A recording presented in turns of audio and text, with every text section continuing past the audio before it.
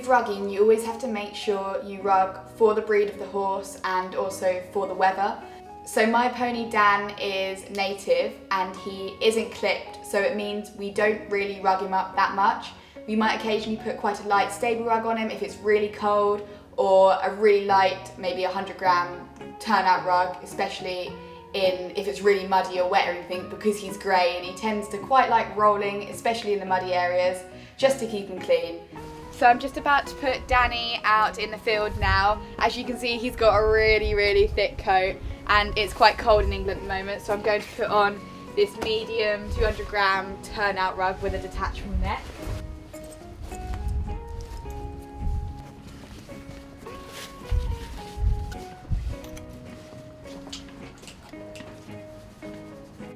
My other horse, Bella, is, on the other hand, a fit competition horse, so she would sweat a lot if she wasn't clipped, which is why she's fully clipped out, and that means she wears a heavier turnout rug just to keep her warm.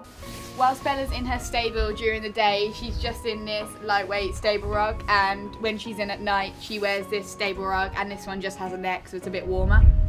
A really useful rug we use on all of the horses is a dry rug, and this is a wicking rug.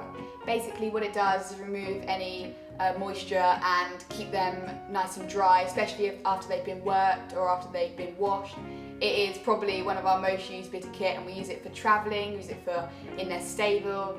So I'm just putting on the dry rug onto Johnny because he's in his stable at the moment and I want him to be nice and warm, but I don't want him to get sweaty, so this is just a nice substitute for a stable rug.